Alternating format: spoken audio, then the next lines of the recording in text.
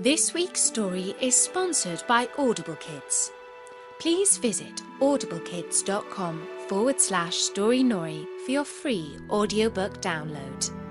The Boy Who Cried Wolf. Hello, this is Natasha, and I'm dropping by with a famous fable by Aesop.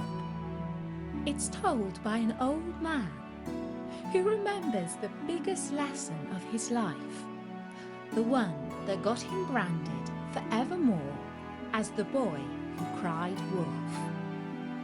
But before the story, I'd just like to ask you a question. Do you know the song that goes, "The wheels on the bus go round and round"?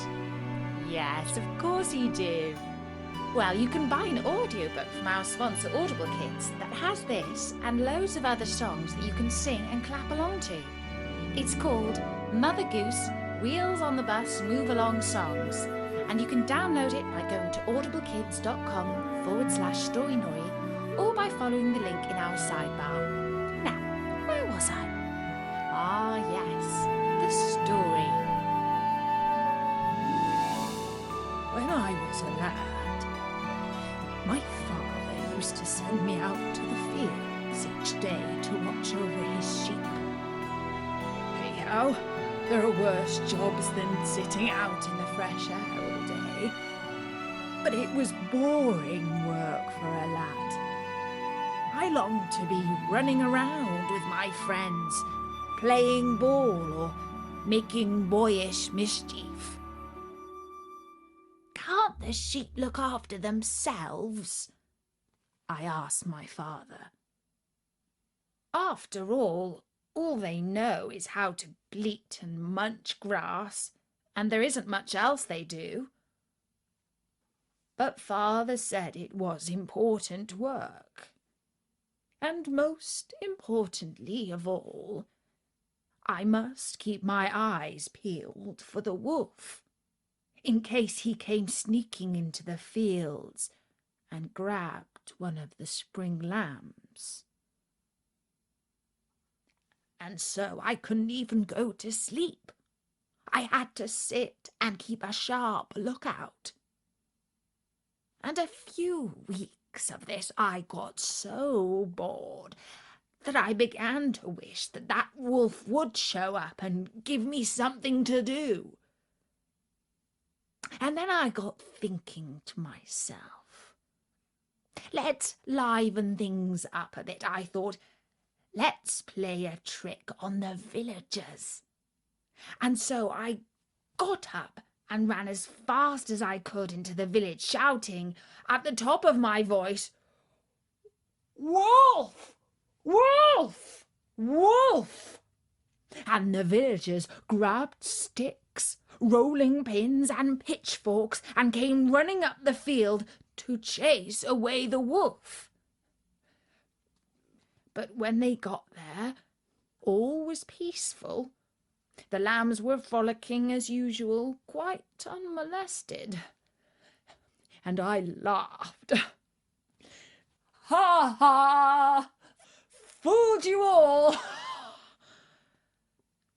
But none of the villagers laughed with me. Some of them grumbled, and the blacksmith became quite angry and shouted at me. But he was just a bad sport who couldn't see the funny side of my joke. And so a week later, I did the same thing again. Only this time I put on an even better act.